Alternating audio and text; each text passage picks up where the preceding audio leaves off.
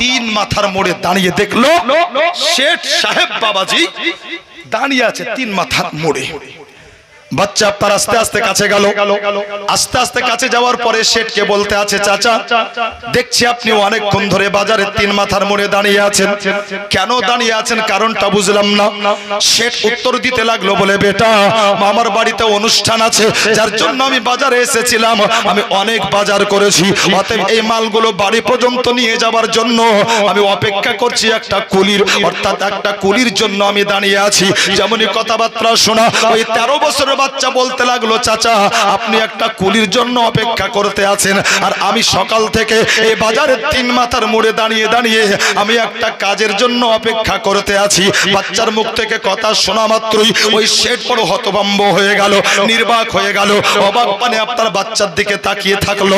ওই বাচ্চা বলতে আছে, বলে চাচা অবাক হওয়ার কিচ্ছু নাই, আজকে আমি নতুন কুলির কাজ করব তা নয়, বরং বিগত কয়েক মাস ধরে বাগদাদের বাজারে আমি কুলির কাজটাই করে যাই। যখন বাচ্চার মুখ থেকে কথাগুলো শুনেছিল ওই শেঠ এরপর বলেছিল, বেটা যখন তুমি কুলির কাজ করো তাহলে আমার আপত্তি নাই, তাহলে মালগুলো দেখে নাও, মালগুলো বাড়ি পর্যন্ত পৌঁছে দিতে হবে, কত টাকা লাগবে একটু আমায় জানিয়ে দাও। ওই বাচ্চা আপনার মালগুলো দেখলো, এবার মালগুলো দেখার পরে বলতে লাগলো, চাচা আপনার ইনসাফ করে আপনি পয়সা দেবেন, কন্টাক্ট আমি আপনার সাথে করলাম না, তবে ছোট্ট একটা অনুরোধ ছিল এটাই, যদি আপনার মালগুলো আমি দুইবারে আপনার বাড়িতে পৌঁছে দিতাম, বলুন আপনার আপত্তি আছে কিনা। যেমন কথাটি শোনা ওই শেঠ বলতে লাগলো, বেটা এমনিতে অনেক দেরি হয়ে গিয়েছে, অতএব দুইবারে হলে আরো দেরি হবে, আমি আর পারছি না, অতএব যদি পারো তো একবারে নিয়ে চলো, আর যদি না পারো তুমি চলে যাও, আমি অন্য কুলি দ্বারা মাল বাড়ি পর্যন্ত নিয়ে যাব।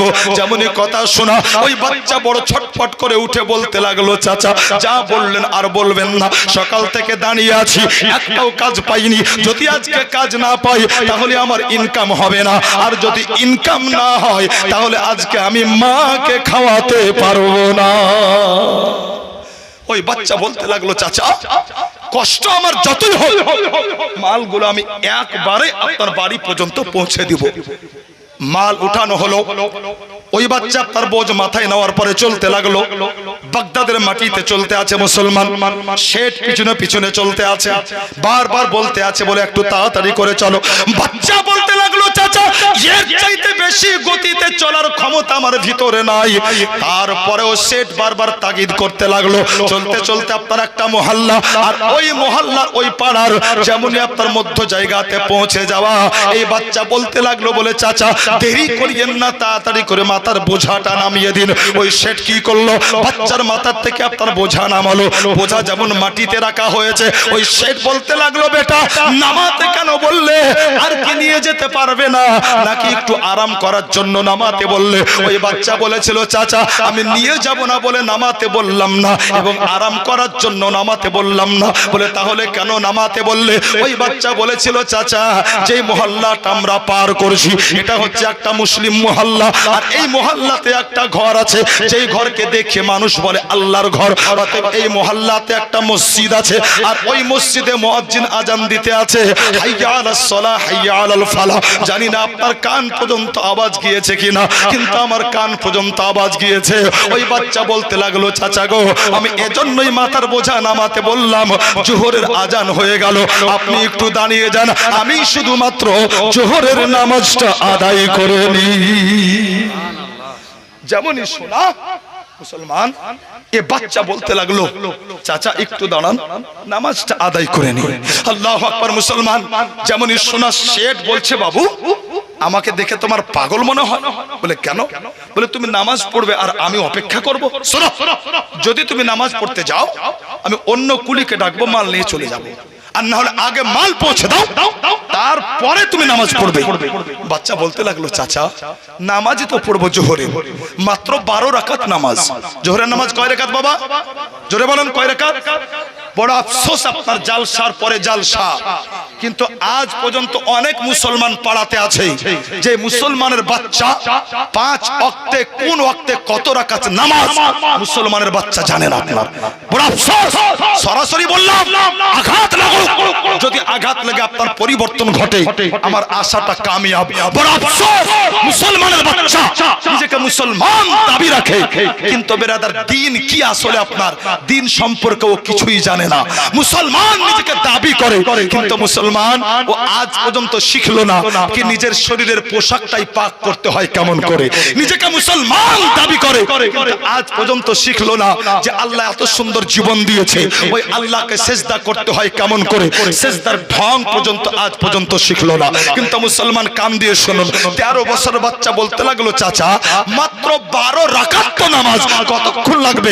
15 মিনিট, 20 মিনিট, মাত্র 12 রাকাত। আপনারা কত পড়েন? 12 পড়েন না কত পড়েন?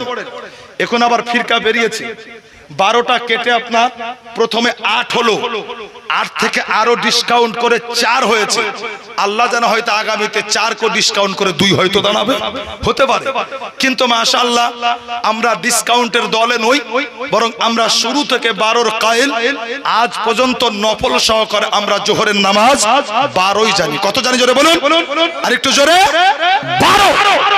বাচ্চা বলছে চাচা নামাজ পড়বো মাত্র 12 রাকাতই তো, বেশিক্ষণ লাগবে না, 15 মিনিট, 20 মিনিট। এখন যদি নামাজ আল্লাহর জন্য হয় তাহলে বিষয় আলাদা, কিন্তু নামাজ যদি অন্য কোনো বাহানায় হয় তাহলে বিষয় আলাদা।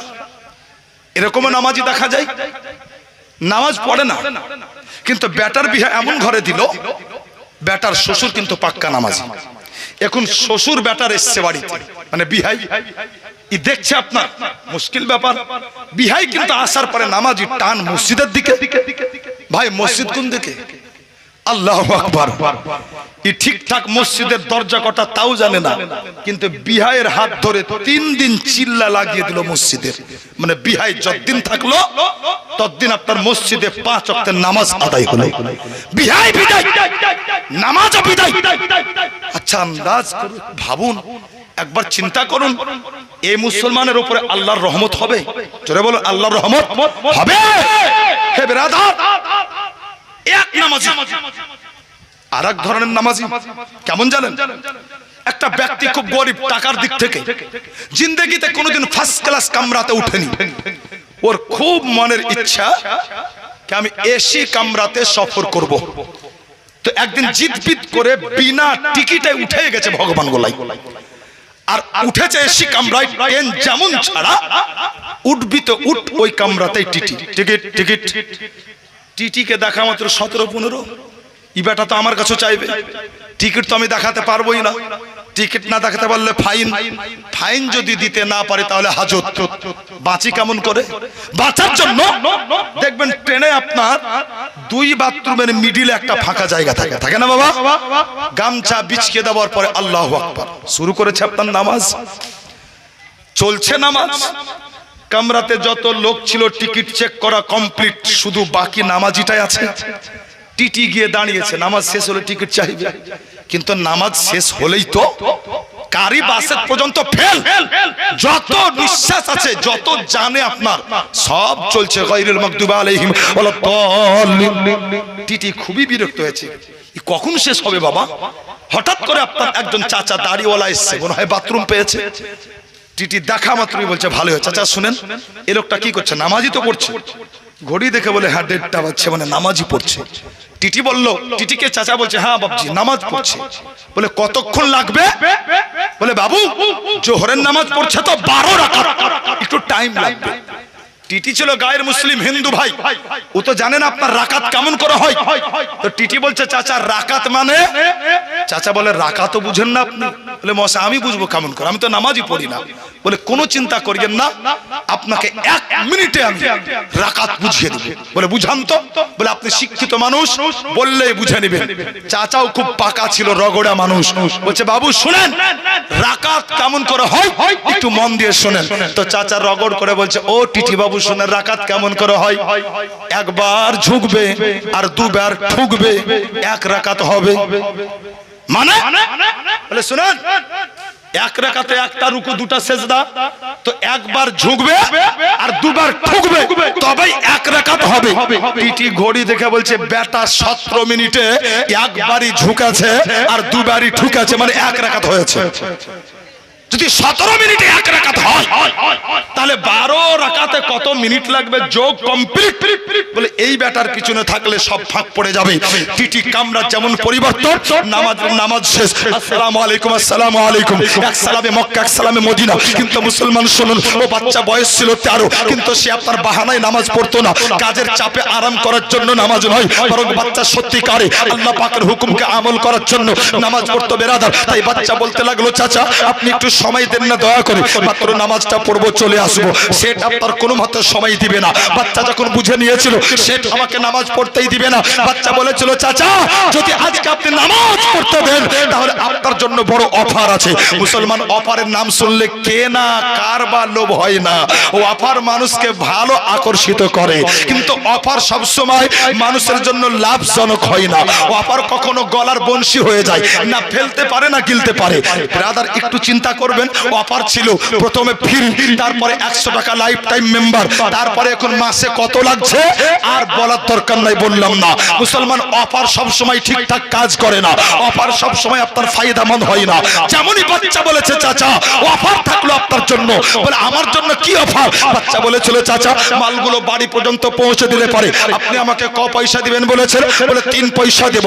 বাচ্চা বলল, শুনুন যদি আপনি জোহরের নামাজটা পড়তে দেন তাহলে 1 পয়সা ছাড় 2 পয়সাতে মাল আপনার বাড়ি পর্যন্ত পৌঁছে যাবে। আল্লাহু আকবার। সেট শোনা মাত্রই অবাক হয়ে গেছে। সেট বলছে, বেটা যাও তুমি নামাজ পড়ে আসো, 1 পয়সাও কাটবো না। বাচ্চা গেল, নামাজ পড়লো, চলে এসছে। সেট বলছে, বেটা নামাজ হয়ে গেল? বলে হ্যাঁ। বলে কোন মুসল্লি তো বের হয়নি মসজিদ থেকে। এর উত্তর ছেলেটা কোরআন থেকে দিচ্ছে, ইন্নাস সালাতা কানাত আলাল মুমিনিনা কিতাবাম মাওকুতা। ছেলেটা বলছে, চাচা আল্লাহ বলেছেন কোরআনে, আল্লাহর হুকুম হচ্ছে এটাই, নামাজকে তার নির্দিষ্ট সময় আদায় করো। তাই ফরজটা আদায় করলাম, আপনার মালগুলো আপনার বাড়িতে পৌঁছে দিয়ে আমি নফল আর সুন্নাতগুলো আদায় করে নেব। বেরাদার সেট বড় চিন্তায় পড়েছে। সেট বলছে, বাবা একটা প্রশ্ন করব? বলে করেন। বলে আজ যদি সত্যিকারে নামাজ পড়ার জন্য তোমার থেকে আমি 1 পয়সা মজুরি কেটে নিতাম, কত থাকতো? 2 পয়সা। বলে হ্যাঁ। বলে 2 পয়সা নিয়ে বাড়িতে যেতে? বলে হ্যাঁ। বলে বাড়িতে যখন 2 পয়সা নিয়ে যেতে, তোমার মা যখন তোমাকে বলতো পয়সা কম কেন, মাকে হিসাব কেমন করে দিতে? আল্লাহু আকবার। এই বাচ্চা বলেছিল, চাচা শোনো, যখন সারা দিন মাস্তুরি করার পরে আমি বাড়িতে যাই তো আমার আম্মি জান আমাকে দাঁড় করিয়ে দেয়, আর আমার আম্মি জান আমাকে দাঁড় করিয়ে দেওয়ার পরে আজ পর্যন্ত আমার মা বলেনি, বলে বেটা কয় টাকা ইনকাম হয়েছে সারা দিনে দাও। সেট বলল, তাহলে তোমার মা কি বলে? তো 13 বছর বাচ্চা বলেছিল, চাচা সারা দিন মাস্তুরি করার পরে যখন বাড়িতে যাই আম্মি জান দাঁড় করিয়ে দেয়, আর দাঁড় করিয়ে দেওয়ার পরে আমার আম্মি জান বলে, বেটা বল আজকে জোহরের নামাজ কোথায় পড়েছিস বল? বলে বেটা বল আজকে আসরের নামাজ কোথায় পড়েছিস বল? বলে বেটা বল আজকে মাগরিবের নামাজ কোথায় পড়েছিস বল?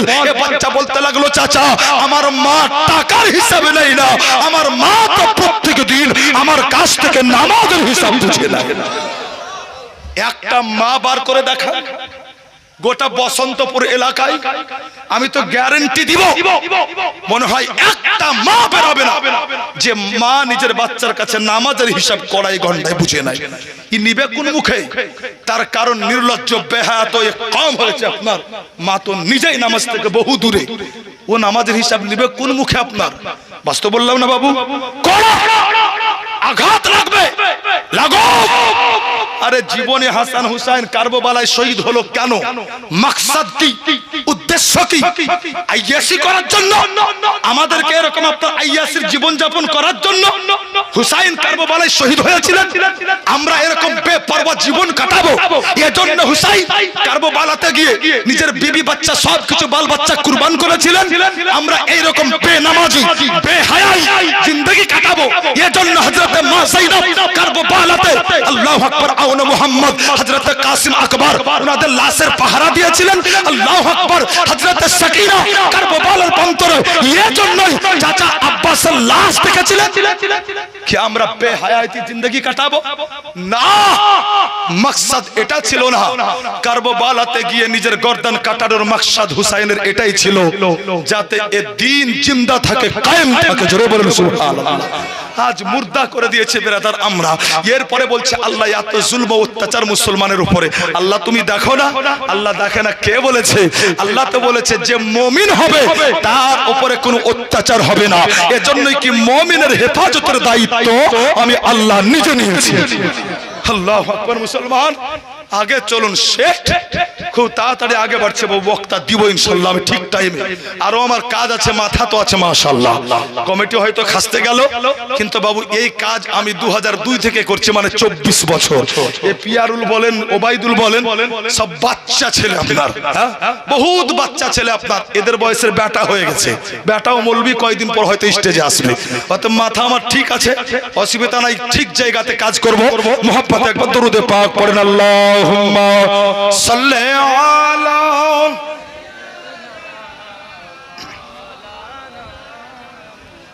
ওয়া আলা আলি সাইয়্যিদিনা। জান বললাম তো জি। ওয়া আলা আলি সাইয়্যিদিনা মাওলানা মুহাম্মদ সাল্লাল্লাহু তাআলা আলাইহি সাল্লাম। শেখ বলতে লাগলো, বলে বেটা এক কাজ করো, তুমি মালগুলো আমারই মাথাতে চাপিয়ে দাও। আমি যত পয়সা নিয়ে এসেছিলাম সব বাজার করতে শেষ হয়ে গেছে। ও বেটা বাড়ি পর্যন্ত চলো, বাড়িতে গিয়ে তোমাকে 3 পয়সা দিয়ে দেব, তাতে মালগুলো তুমি আমার মাথাতে চাপিয়ে দাও। এ বাচ্চা বলতে লাগলো, বলে চাচা তার মানে আপনি আমাকে কাজ না করিয়ে এই পয়সা দিবেন? বলে হ্যাঁ। ওই বাচ্চা বলেছিল, চাচা একবার আপনি আমাকে তাকিয়ে দেখুন, আমি হচ্ছে একজন মুসলমানের বাচ্চা, অতএব পরিশ্রম না করে পারিশ্রমিক হাত পেতে নিব না। কেমন শিক্ষা ছিল বেরাদার। বয়স 13, গর্জিয়াত কণ্ঠে বলছে, চাচা কাজ না করিয়ে ফ্রিতে পয়সা? আরে আমি মুসলমানের বাচ্চা, আমার শিক্ষা এটাই, পরিশ্রম করাবেন পারিশ্রমিক নেব, কাজ করালে পয়সার মতো চললাম আমি, আপনার মাল নিয়ে আপনি যান। সেট অবাক হয়ে গেছে, বাচ্চা আম নয়।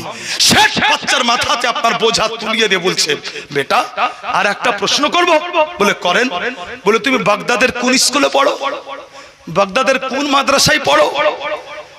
আজ বড় চিন্তায় মুসলমান যে মাদ্রাসা সরকার বন্ধ করে দিবে। আল্লাহু আকবার। কোনো চিন্তার কারণ নাই। সরকারের আগে আমরাই মাদ্রাসা বন্ধ করে দিয়েছি। সরকারের আগে মাদ্রাসা আমরাই বন্ধ করেছি। কোন মাদ্রাসা বন্ধ করেছি আজ আপনাদের শুনিয়ে যাই। সরকার পরে পদক্ষেপ নেবে, হ্যাঁ, কিন্তু আগে বন্ধ আমরা করেছি। কেমন করে জানো? শেখ বলছে, বেটা তুমি বাগদাদের কোন মাদ্রাসায় পড়ো, কোন স্কুলে পড়ো? ছেলে খেদে খেদে বলতে লাগলো, চাচা ছোট্টবেলায় বাপ হারিয়েছি, ভাই বোন কেউ নাই, জীবন ধারণের জন্য বাজারে কুলির কাজ করি, আমি বাগদাদের কোন স্কুল কোন মাদ্রাসায় পড়ি না। সেট বলল, বেটা যখন স্কুলে পড়ো না, মাদ্রাসায় পড়ো না, তাহলে শরীয়তের এত জ্ঞান তুমি অর্জন করলে কোথায়? বাচ্চা বলেছিল, চাচা শুনুন, সারাদিন মাস্তুরি করার পরে বাড়িতে যাই, মা আমাকে দাঁড় করিয়ে দেয়, প্রথমে আমাদের হিসাবটা বুঝে নেয়, আর যখন এশার নামাজ পড়া হয়ে যায়, আমার পাড়ার প্রত্যেকটা বাচ্চা তো ঘুমিয়ে যায়, কিন্তু প্রত্যেক দিন এশার নামাজের পরে আমার মায়ের দরবারে শরীয়তের ক্লাস আরম্ভ হয়ে যায়। বেরাদার, বাচ্চা বলতে আছে, চাচা শরীয়তের এত জ্ঞান অর্জন ওরাহারের মাদ্রাসাতে গিয়ে নয়, কালোখালীর মাদ্রাসাতে গিয়ে নয়, শরীয়তের এত জ্ঞান অর্জন করেছি আমি আমার মায়ের দরবারে বসে। একটা মা বার করেন, এত দিন ধরে জালসা করছে, শুনছে, কোন মা উজুর ঢং ঠিকঠাক বলে দিবে? আরে মা তো ফাতেমাও ছিল, একবার আন্দাজ করুন, ও সাইয়্যিদা ফাতেমা সারা রাত নামাজ পড়ে শেষের বেলায় কান্না করতেন, আল্লাহ রাত এত ছোট কেন বানিয়েছো? আমি ফাতেমা তোমার বান্দি একটা রাতে ঠিকঠাক করে দুটো সেজদাও করতে পারি না। জোরে বলেন। আর এ মায়ের জন্য রাত মাশাআল্লাহ এত লম্বা, আল্লাহু আকবার, ঘুম ভাঙে না। ফজরের নামাজ বিছানে কাজা হয়, আল্লাহু আকবার। এরপরে বেলা 8টায় সকাল হয় মুসলমান। এরপরে ও বরকতের জন্য মৌলবীকে বলছে তাবিজ দাও। সারা দুনিয়ার মৌলবী তাবিজ লেখে যদি মাদুলি বানিয়ে মালা বানিয়ে তোমার গলাতে পরিয়ে দেয়, আল্লাহর কসম করে বলি জিম্মেদারি নিয়ে তোমার রুজিতে বরকত আসবে না। তার কারণ নবী বলেছেন যে পরপর 40 দিন বিছানায় নামাজ কাজা করে আল্লাহ পাক তার রুজির বরকত কমিয়ে দেয়। করুন আপনি, কার লস হবে? মৌলভী সাহেব না, মুফতি সাহেব না, ক্ষতি আপনি নিজের আপনি করছেন। মুসলমান আগে চলুন। বাচ্চা যখন এই কথা বলল, শেঠ আপনার বাধ্য হয়ে বাচ্চার মাথাতে বোঝা উঠিয়ে দিয়েছে। বাচ্চা চলতে আছে মুসলমান, আল্লাহু আকবার। শেঠের বাড়ি পর্যন্ত যেমন পৌঁছে যাওয়া, শেঠ তাড়াতাড়ি করে মাথা থেকে বোঝা নামালো, দৌড়িয়ে গিয়ে বিবিকে বলছে, বিবি তাড়াতাড়ি 3 পয়সা দে। বলে এত তাড়াহুড়ো করছে কেন? বলে কুলিকে দাঁড় করে রেখে এসেছে দরজায়। বিবি বলল, আরে কুলি তো দাঁড়িয়ে আছে, অপেক্ষা করছো, কিসের জন্য তাড়াহুড়া করছো? বাজার থেকে আসলে একটু বসো, ঠান্ডা পানি পান করো, তারপরে কুলিকে পয়সা দিবে। শেঠ বলছে, বিবি যা বললি আর বলিস না, এটা আম কোনো কুলি নয়, এটা আলাদা কুলি, আলাদাই লেভেল। তার মানে সব খুলে বলল। যেমনই শোনা, বিবি বলতে আছে, পাগল মানুষ এরকম একটা আল্লাহওয়ালা বাচ্চাকে কেউ দরজাতে দাঁড় করে রাখে? আরে যাও তাকে ডাকো, আমি তাকে আজকে দুপুরের খাবার খাওয়াবো। হে মুসলমান, শেঠ আপনার বেরিয়ে আসলো, হোম মিনিস্টারের অর্ডার বলে কথা বাবু। শেঠ বেরিয়ে এসে বলতে আছে, বেটা চলো বাড়িতে চলো, একটু মুখ হাত ধুবে, আরাম করবে, বসবে, আজ তোমাকে দুপুরে খাওয়াবো। যেমনই আপনার শোনা, এ বাচ্চা বলতে আছে, চাচা আমি খেতে পারবো না। শেঠ ভাবলো কি বাচ্চা মনে হয় ভয় করছে, কি খাইয়ে হয়তো তার থেকে টাকা কেটে নেব। তাই শেঠ বলছে, বেটা চিন্তা করো না, আমি টাকা কাটবো না, তোমাকে খুশি হয়ে পেট ভরে খাবার খাওয়াবো, এরপরে তোমাকে তোমার মুজরি দিয়ে দেবো। চলো বেটা মুখ হাত ধুয়ে বসবে। বাচ্চা বললো, চাচা পারবো না। বলে কেন? বাচ্চা বলতে আছে, চাচা আমি এজন্যই দুপুরে খেতে পারবো না, তার কারণ আজ আমি রোজা রেখেছি। আরেকটু জোরে বলেন সুবহানাল্লাহ। বেরাদার বয়স 13, রেখেছে রোজা, কাজ করছে কুলি। শেঠ বলছে, বেটা এটা তো রমজান মাস নয়, এখন রোজা রেখেছো? বাচ্চা বলছে, চাচা আমার নবী শিখিয়েছেন এটাই, যে যত বেশি নফল রোজা রাখে আল্লাহ তার রুহানি তাকতকে তত বাড়িয়ে দেয়। এজন্য আমার মাও রোজা রাখে, নফল বেশি করে আমিও রোজা রাখি। শেঠ বাড়িতে গিয়ে বলছে, বিবি এ বাচ্চা আম নাই, বড় খাস বাচ্চা। আল্লাহু আকবার। বিরাদার দরুদ পাক পড়ুন। আল্লাহু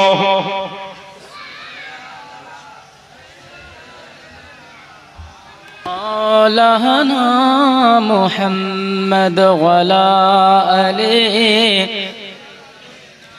মাওলানা মুহাম্মদ সাল্লাল্লাহু তাআলা আলাইহি ওয়াসাল্লাম। তো শেঠ বিরাদার গেল, আর আবার বিবিকে বলল, বিবি বলছে আবার যাও।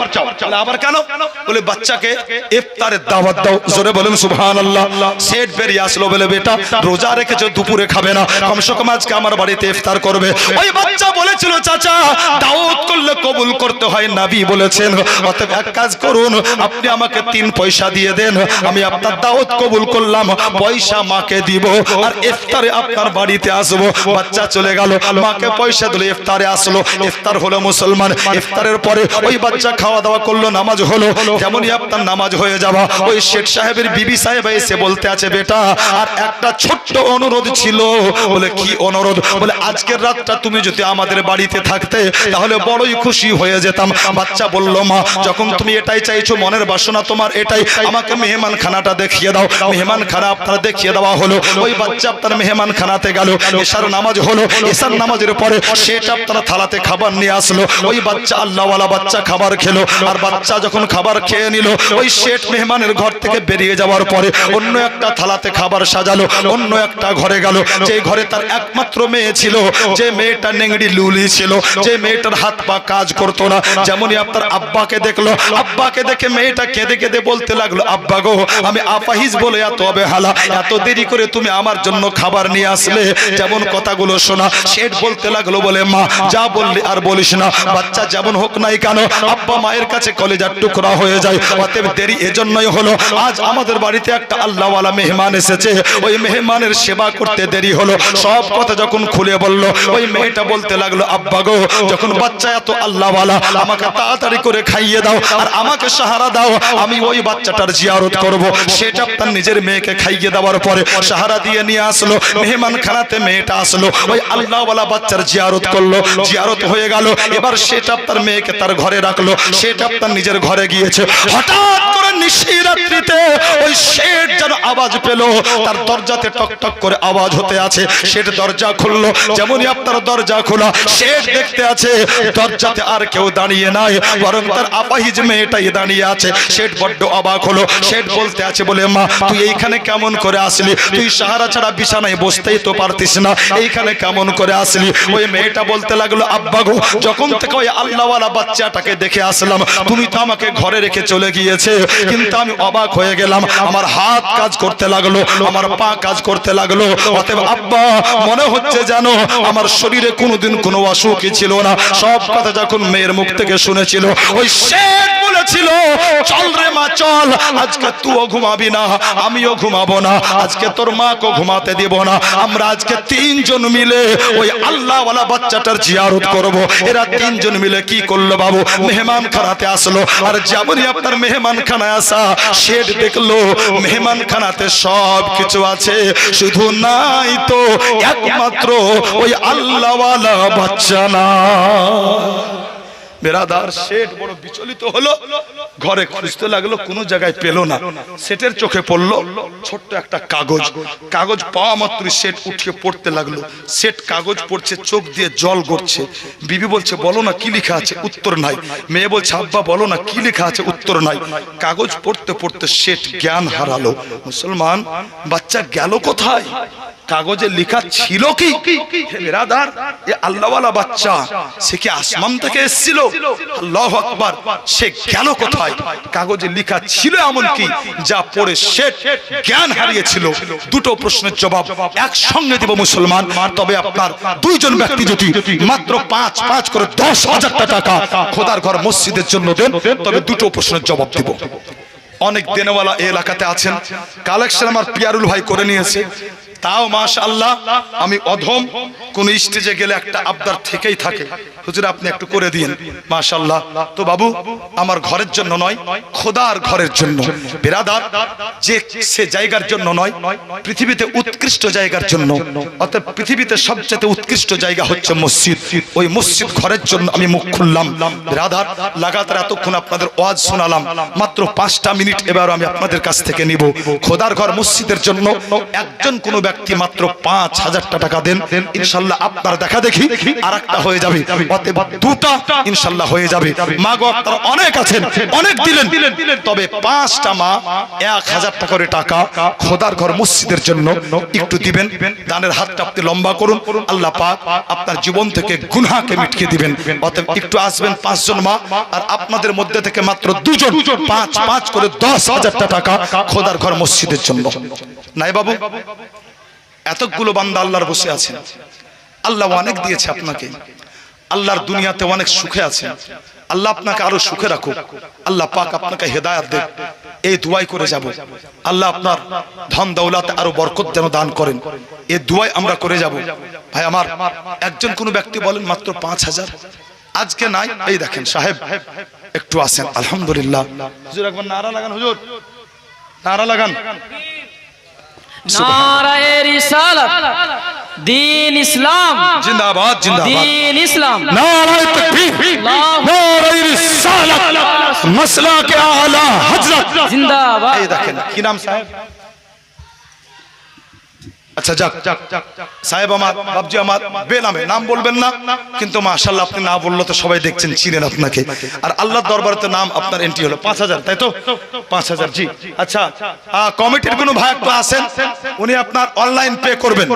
তো মাশাআল্লাহ কোনটাতে নেবেন আপনারা একটু দায়িত্ব নিয়ে, কেউ আপনার নিজের ফোন পেতে আপনার নিয়ে নেন। একজন সাহেব 5,000 টাকা নগদ।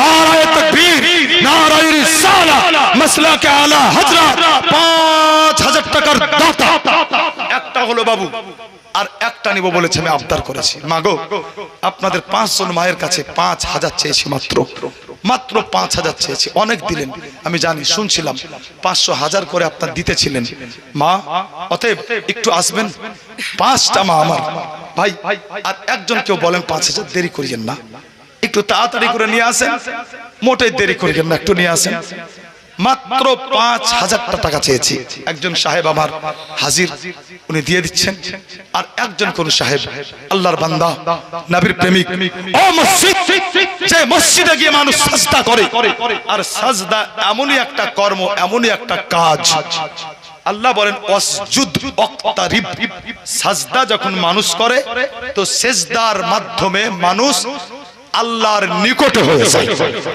বিরাদার আমরা সিজদা কোন দেব দেবীকে করি না আমরা একমাত্র সিজদা আল্লাহকে করি কাকে করি আমরা একমাত্র আল্লাহকে আমরা ভয় কাউকে করি না একমাত্র ভয় আমরা কাকে করি জোরে বলুন কাকে ওয়ালাম ইয়াখশা ইল্লাল্লাহ আসলে তারাই মসজিদ আবাদ করে যারা একমাত্র ভয় আল্লাহকে করে মুসলমান আমি বলতেছিলাম কি মাদ্রাসা পরে বন্ধ হবে সরকার হয়তো পদক্ষেপ পরে নিবে হ্যাঁ যেগুলো অবৈধ কিন্তু মাদ্রাসা আমরা আগেই বন্ধ করেছি ভাইরা আমার আল্লাহু আকবার আজ মায়েদের ভিতরে এই কালচার নাই কি মা সন্ধ্যাবেলায় বসে আল্লাহু আকবার মায়ের পাশে বসে ছেলের পাশে বসে আপনার একটু কোরআন শিখাবে কি একটু দ্বীন শিখাবে কি কমসে কম মা ছেলের পাশে বসে কমসে কম তাকিদ করবে কি কমসে কম পড়ো আজ মায়ের জাত মনে করে নিয়েছে ছেলেকে ভালো একটা স্কুল দিয়েছি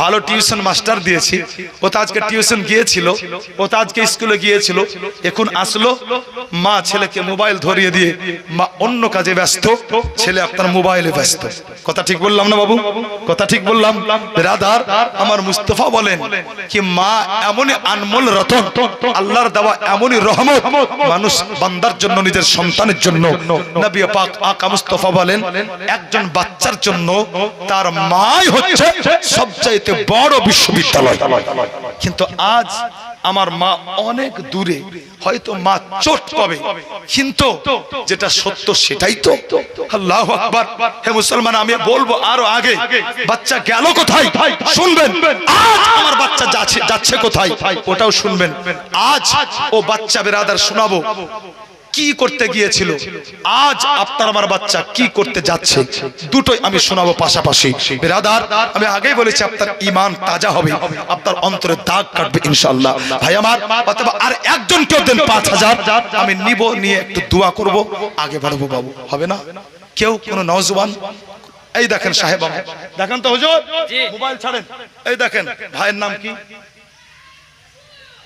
মামার নাম কি গো আচ্ছা যাক যাক যাক নারায়ে তাকবীর আল্লাহু আকবার যখন মরার খাটলি নিয়ে যায় না তে একজনে বলে আশহাদু আল্লা ইলাহা ইল্লাল্লাহ তো যারা থাকে তারা আস্তে আস্তে বলে আশহাদু আল্লা ইলাহা ইল্লাল্লাহ দুঃখতে নানা লাগাচ্ছেন নাকি হ্যাঁ মোহব্বত লাগান আজমির আলী সাহেব আজমির সাহেব মাশাআল্লাহ এই দেখেন খাজা আজমিরি সঞ্জারি রাদিয়াল্লাহু তাআলা আনহুর জীবনে আমি শুনিয়েছিলাম আপনাদের তাই না তো আজমির আলী সাহেব 5000 টাকার দাতা নারায়ে তাকবীর মোহব্বত লাগান নারায়ে রিসালাত নারায়ে হায়দারি হ্যাঁ এ নারাতে আলাদা একটা তাকত দিয়েছেন আল্লাহ মোহব্বত লাগাবেন তো হয়ে গেল আপনার 5 5 10 দুটো হলো আলহামদুলিল্লাহ আমি দুটো চেয়েছিলাম কিন্তু মায়েদের দিকে 5টা চেয়েছিলাম একটাও হয়নি আপনাদের দিক থেকে 5 জন আছেন তো 1000 করে আপনাদের দিক থেকে 5 জন আছেন 1000 করে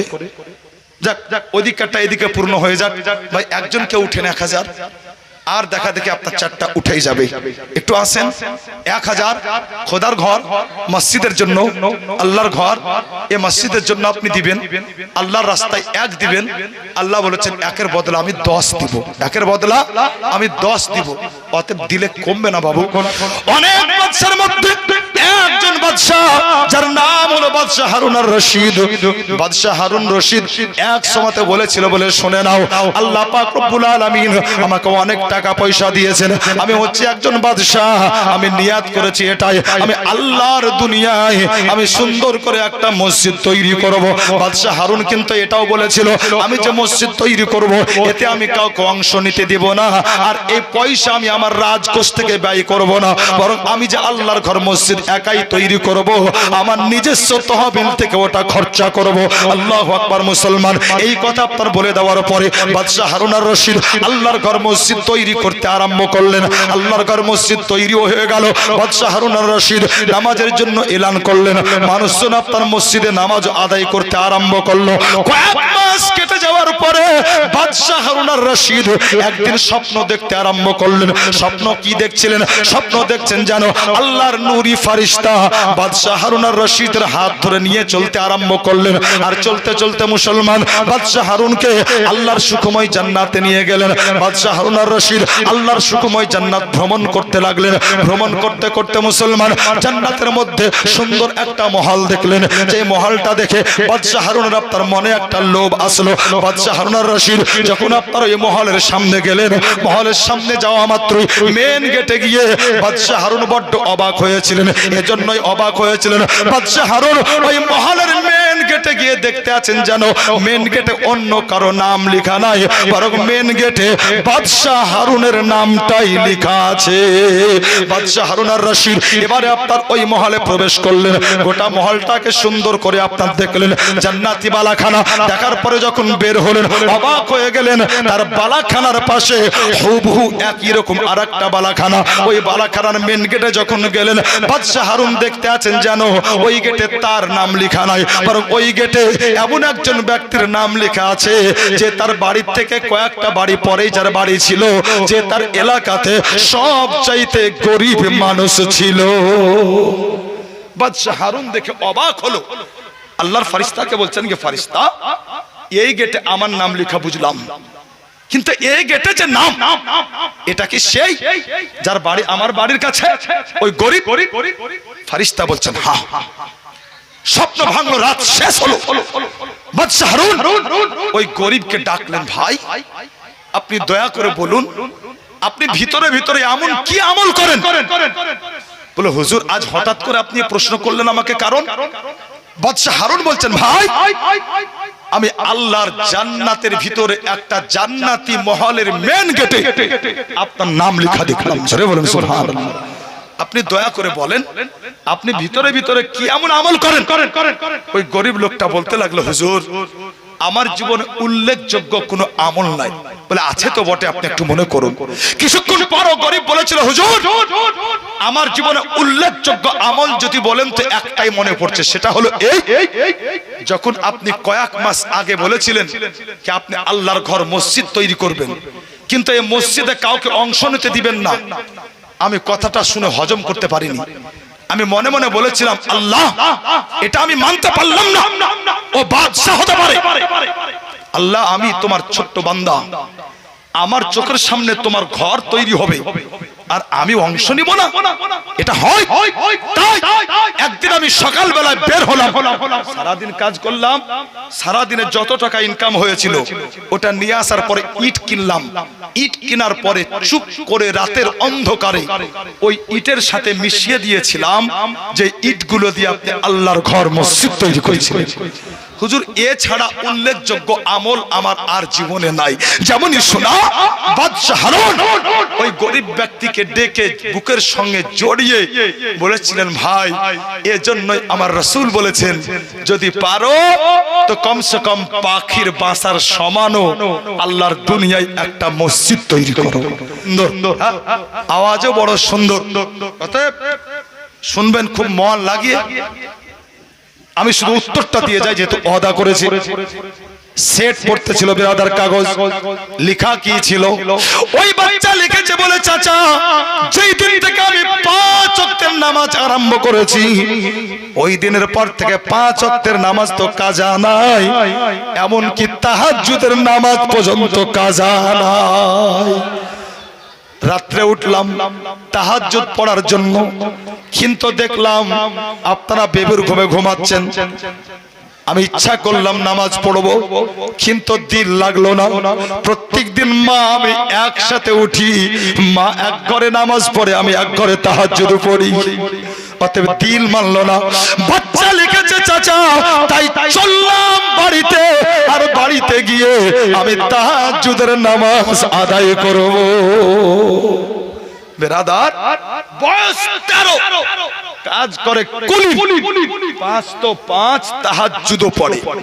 বাচ্চা আপনার ঘরও আছে, বাচ্চা আমার ঘরও আছে, অনেক বাচ্চা এখানে আছে, অনেক নওজওয়ান আছে। শোনো, আজকের নওজওয়ানও রাত জাগে, আজকের বাচ্চাও রাত জাগে, কিন্তু মাশাআল্লাহ তাহাজ্জুদ পড়ে রাত জাগে না। রাত্রি 2টার সময় চোর টার্গেট নিয়েছে, বাড়িতে ঢুকবো, হঠাৎ করে চোরের কানে আওয়াজ গেল, মার মার মার মার মার মার। চোর বলছে পালাবে, আমাকে দেখে নিয়েছে, কিন্তু আদৌ চোরকে দেখে না। এই যে বালা, এই যে দেখছেন না বালা, রাত্রি 2টা পর্যন্ত মুসলমানের বাচ্চা ये बाला स्क्रीने चोख रेखे आपनार केउ फ्री फायर केउ आपनार गेम আর কিছু আপনার চলছে বেরাদার। ই বেটা ঘুমায় 2টার পরে আর উঠে আপনার বেলা 9টার পরে, এরপরে বলছে মৌলভী সাহেব নামাজ না পড়লো ঈমান তাজা। আজ তোমার ঈমান আজব তামাশা। এর জন্য আল্লাহ তোমার এত সুন্দর জীবন দিয়েছে, এর জন্যই তুমি দুনিয়াতে এসেছো। আরে নওজওয়ান ভুলে গিয়েছো এটাই তোমার কাজ। তারিখ উঠাও, 17 বছরের মোহাম্মদ বিন কাসিম 5000 সেনা তৈরি করে একজন মুসলমান বোনের ইজ্জত ও আব্রু রক্ষা করার জন্য আল্লাহু আকবার কারাগারকে ভেঙে তছনছ করে দিয়েছিল।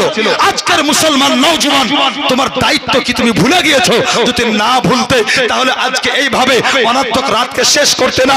আরে অনর্থক রাত এখানে না কাটিয়ে যদি তাড়াতাড়ি ঘুমিয়ে রাতের অন্ধকারে উঠে চুপ করে 2 রাকাত নামাজ তুমি তাহাজ্জুদ পড়তে, আল্লাহর কসম কোন বেটার কোন তাকতের ক্ষমতা নাই কি তোমার দিকে চোখ গরম করে তাকায়। হাত তোলা তো দূরের কথা, চোখ গরম করে তাকাই ক্ষমতা নাই। কেন? এজন্যই কি আমরা তো কম, আমরা আল্লাহ আল্লাহ রাসূলের গোলামি স্বীকার করেছি। আমাদের আকীদা এটাই, আল্লাহর সৃষ্টিকুল আমাদের গোলাম, আল্লাহর সৃষ্টিকুল আমাদের গোলাম। বাস্তবিক তাই। হযরত আব্দুল্লাহ বিন উমর আল্লাহু আকবার, উনি বলছেন কি হয়েছে চেঁচাও কেন? বলে হুজুর বাঘ এই যে রাস্তা ছাড়ে না, দেখি রাস্তা ছাড়ে কিনা। আব্দুল্লাহ বিন উমর গেলেন, বাঘের কানটা মলে বলেছিলেন উখরুজ মিন হুনাকা ইযহাব ইলাল গাব, তোর জায়গা এটা নয়, তোর জায়গা জঙ্গল, উঠান উঠান কিতাবে জালাতুল খিফা। এ বাঘ আপনার জায়গা ছেড়ে দিয়ে জঙ্গলের রাস্তা ধরেছে। আজ কি হলো আপনার? বাঘ তো বাঘ, শ্রীগাল আপনার পথ আটকে দেয়। আজ কি হলো আপনার? ফুল প্যান্ট তো ফুল প্যান্ট, হাফ প্যান্ট আপনাকে তাড়াবার জন্য উঠে পড়ে লেগেছে। আজ কি হয়েছে আপনার? মুসলমান যে গোলাম ছিল আজ বাদশা হওয়ার এত আপনার মাশাআল্লাহ তোর জোর। আল্লাহু আকবার। হে মুসলমান আপনি উঠান তারিখ। হযরত সাফিনা রাদিয়াল্লাহু তাআলা সাহাবীদের সাতচ্যুত হয়েছে, জঙ্গলে চলছেন একাই, হঠাৎ করে বাঘ সামনে। হযরত সাফিনা গর্জিয়াজ কণ্ঠে বলেছিলেন শোন, আমার উপরে আক্রমণ করার আগে একবার ভেবে নে, শুনে নে কথা, আমি আল্লাহ আল্লাহ রাসূলের গোলাম। জোরে বলুন সুবহানাল্লাহ, আমি রাসূলের গোলাম। যেমনই শোনা বাঘ মস্তক নত করে জবানে হালে বলেছিল আপনি উঠুন আমার পিঠে। আল্লাহু আকবার। হযরত সাফিনাকে পিঠে করে সাথীদের সাথ ধরিয়ে দিয়েছিল। আরে আমরা তো কম যা বাঘের পিঠে সওয়ার হয়ে চলে। আজ কি হলো আপনার? কুত্তাও আপনাকে পাত্তা দেয় না। হলো কি আপনার? ব্রাদার দেখবেন ঘুণ আপনার অন্তরে লেগেছে, জং আপনার ঈমানেই পড়েছে। এই ঈমানের জং যেদিন আপনার ছুটবে আল্লাহর ইজ্জতের কসম আজ বলে গেলাম আল্লাহু আকবার, কোন বাঘ কোন বাপ আপনার পথ আটকাবে না। আর ঈমানে যত জং পড়বে হালাত বাদদার তো বাদদার, এর চাইতে আরো বাদদার হবে। তার কারণ রাসূলের কথা মিথ্যা নয়। আমার নবী বলেছেন মানুষ যখন বেপরোয়া জীবন যাপন করবে, মানুষ যখন ওয়েস্টার্ন কালচারকে আপন করবে, মানুষ যখন ইসলামিক কৃষ্টি কালচার থেকে দূরে থাকবে, মানুষ যখন দ্বীনকে ভুলতে বসবে, আল্লাহ পাক আপনি কায়নাত ওই কওমের উপরে জালিম বাদশাকে কায়েম করে দেবে। সুবহানাল্লাহ। সাবধান হয়ে যান, হুঁশিয়ার হয়ে যান, এটা আমাদের খুশনসিব। আমরা এত গুনাহ করি, এরপরও আল্লাহর আম আযাব নাজিল হয় না। কেন জানেন? ওমা কানাল্লাহু লিয়াযিবাহুম ওয়া আনতা ফীহিম। এই কোরআনের আলোকে আমি আপনাকে বলি, নবীর দোয়া আছে বলে আল্লাহর আম আযাব হয় না। তা না হলে বিগত দিনের নবীর উম্মতের উপরে এমন আযাব নাজিল হয়েছে, মানুষ থেকে বাদরের আকৃতি নিয়ে আপনার দুনিয়া থেকে বিদায় নিয়েছেন, ইস্তেনাবুদ হয়েছে। রাদার এটা বড় দয়া কি রাসূলে কায়নাতের শেষ নবীর উম্মত আল্লাহ আমাদেরকে বানিয়েছেন। অতএব সাবধান হয়ে যান। আল্লাহ বড় আসন দিয়েছে, উঁচু মাকাম দিয়েছে, উঁচু আসন দিয়েছে। উঁচু আসন থেকে নিচে নামার চেষ্টা করিয়েন না। বিরাদার, অনেক কথা বললাম, হয়তো অনেক কথা করা হয়েছে, এরপরে বলবো, একটু বিচার করবেন ইনশাআল্লাহ। ওয়ালা আলে সিনা মাওলানা আব্দুল্লাহ রই বাড়িতে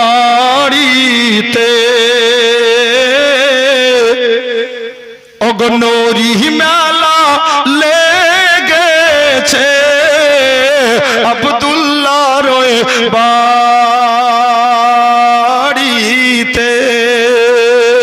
আব্দুল্লাহ রই বাড়িতে নুরি মেলা লেগেছে।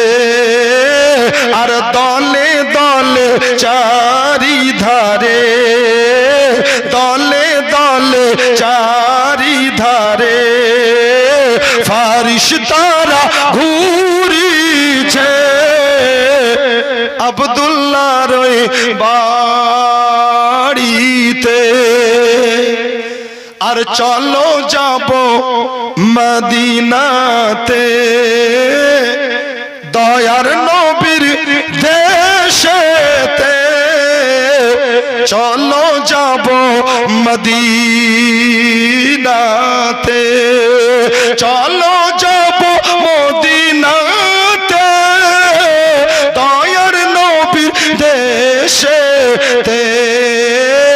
আর মদিনাতে কাবারো কাবা মোদের নবী রয়েছে, আব্দুল্লাহ রই বাড়িতে।